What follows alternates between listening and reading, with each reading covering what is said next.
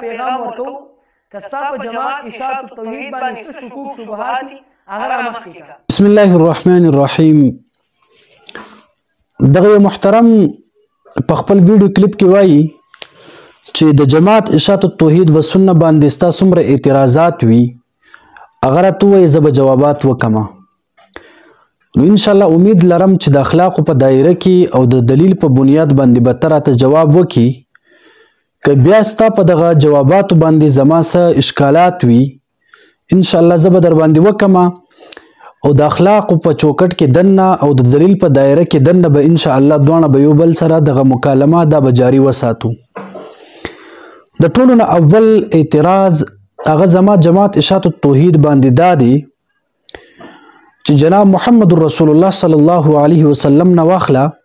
تر دې زمانې پورې څومره حقګو مسلمانان دي او د اهل سنت والجماعت سره تعلق لرونکي چې څومره مسلمانان دي هغه د عقیده حیات النبی صلی الله علیه وسلم قائل دي. یعنی جناب محمد رسول الله صلی الله علیه وسلم په خپل دغه روزه طهر مبارک کې په جسد عنصری سره هغې ته حیات حاصل دی خو دغه حیات دا حیات برزخی ده او د دنیا والا دغه حیات نه اعلی اکمل حیات رسول الله صلی الله علیه وسلم ته حاصل دی. زما اولنی اعتراض دا دی چې تاسو پنځپیریان دغه مسلم عقیده چې د ټولو مسلمانانو ده له دې څخه تاسو ولې منکرین یاست. دویم اعتراض زما دا دی چې د ټولو مسلمانانو دغه عقیده ده او دا جناب محمد رسول الله صلی الله علیه وسلم د احادیث مبارکه او د نصوص څخه ثابت دی چې کله هم یو انسان مړ شي او په قبر کې کېښودلی شي هم دقه قبر کم چې دغه مسلمانان کني هم دقه کنده کم چې په لاسو باندې کنستلی کیږي هم په دې قبر کې دغه انسان بدن کېښودلی شي او بیا دغه خلک دې مسلمان لره دفن کړي نو په دقه قبر کې فرشتې راشي او دغه مسلمان نه سوال جواب پوښتنه وکړي که دا مسلمان که چرته بدبخت و چرته ګناهګار و چرته د الله د آیاتونو څخه انکار کوونکی و یا که چرته ګناهګار و هم په دقه ځمکني قبر کې دغه انسان ته عذاب ملاویږي لیکن دغه عذاب هم روح ته وي هم دقه بدن ته وي کم چې دنیا والا جسد دی یعنی جسد عنصري دغه دنیا والا دغه جسد ته عذاب ملاویږي او ستاسو پنځپیریان له دې څخه منکر دی چې دغه قبر کې عذاب او ثواب دا نشته او په دې قبر کې پوښتنه د فرشتو دا هم ثابت نه دی بلکې هغه په بل یو عالم یعنی عالم البرزخ کې کیږي او مونږ دا وایو چې بېشک په عالم البرزخ کې کیږي لیکن هم په دقه قبر کې به دغه سوال جواب پوښتنې او عذاب او ثواب هم دقه قبر کې ملاویږي او تاسو منکرین یې چې په دې قبر کې نه عذاب شته او نه په دې قبر کې ثواب شته. د دې دوه اعتراضاتو راته جواب وکړه. دریم نمبر مونږ مسلمانانو دغه عقیده او دغه نظریه ده چې دغه مړي قبر ته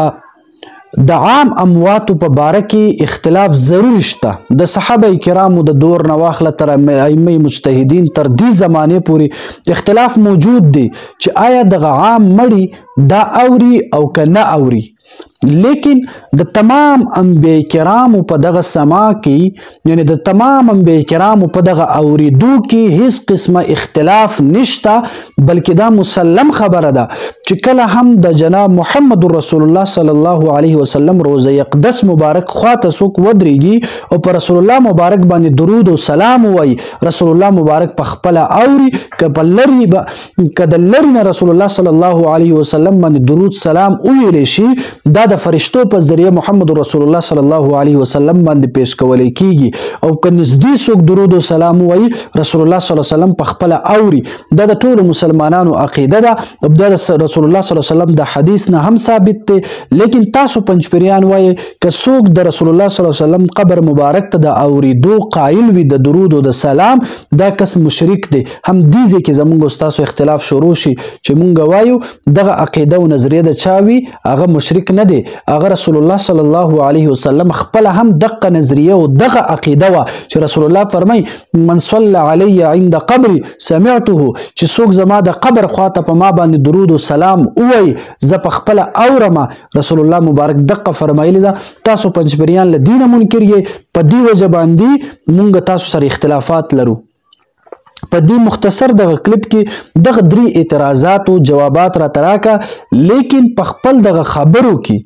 داسې مجهول او مجمل خبره ونه کې چې بیا د دویم کلیپ کې د هغې وضاحت د پاره ته بیا ویډیوګانې کوي نه څنګه چې دو ټوک ساده په عام فهم انداز کې په پښتو کې مې درته وویله چې رسول الله مبارک صلی الله علیه وسلم په خپل قبر مبارک کې ژوندی دی د حیات برزخي دی او دغه روح او جسد دنیا والا جسم مبارک دواړه ژوندي دي دغه شان د ساده پښتو کې ماته جواب راکړه دیم چې کله انسان مړ شي هم دغه دنیا والا قبر هم دغه قبر کم چې مسلمانان کني هم دغه قبر کې دغه انسان عذاب ملاویږي او ثواب اجر او ثواب هغه بدل نعمتونه هم ورته ملاویږي دریم د رسول الله مبارک صلی الله علیه وسلم قبر خواته که څوک درود او سلام ووایي رسول الله صلی الله علیه وسلم په خپل اوري دغه درې اعتراضات زما دي چې تاسو د دینه منکرین یې دو ټوک ساده پښتو الفاظو کې ماته د دې وضاحت وکړه چې آیا تاسو د دې څخه د مسلم عقایدو څخه ولې منکریږئ او دینه ولې انکار کوئ او ولې د معتزله عقیده تاسو خپلوئ او ولې د مسلمانانو دغه عقیده او د نظریې تاسو خلاف ورزي کوئ د دې ساده دو ټوک الفاظو کې راته جواب وکړه الله رب العالمین دې قدرمن کې والله رب العالمین دې درته د حق ویلو توفیق درکړي اللهم صل على روح محمد في الأرواح اللهم صل على جسد محمد في الأجساد اللهم صل على قبر محمد في القبور